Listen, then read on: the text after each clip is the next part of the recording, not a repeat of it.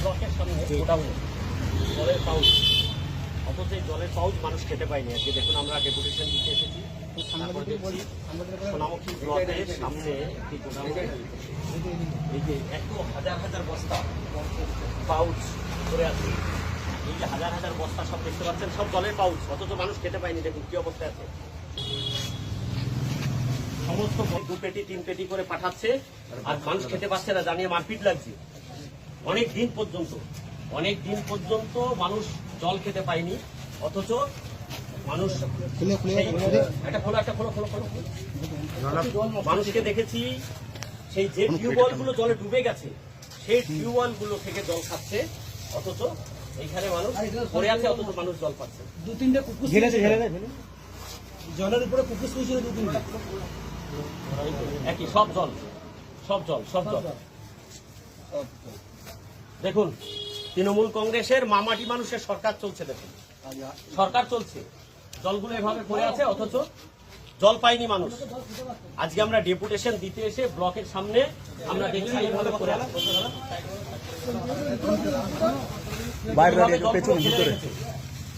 তৃণমূলের মামাটি মানুষের সরকার চলছে, এর জবাব কে দেবে? মামাটি মানুষের সরকার। আর এরকম ভাবে একইভাবে আমরা যেটা অভিযোগ করি, সত্য চাল ডাল এভাবে এরা চুরি করেছে, জলগুলোকে না দিয়ে এভাবে নষ্ট করেছে। ধিক্কার জানাই এই সরকারকে।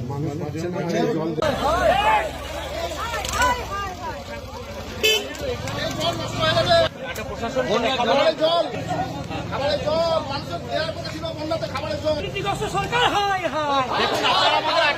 বন্যায় জল পাইনি, পাশেই জল রয়েছে, কিছু করা যাবে না।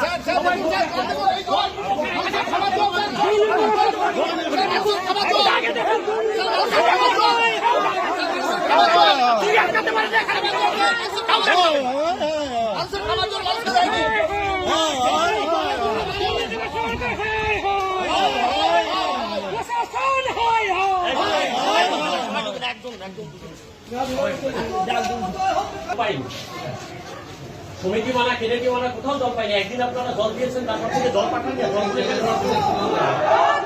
একদিন জল দিয়েছেন। যে কলগুলো ডুবে গেছে সেখানে জলগুলো ওইভাবে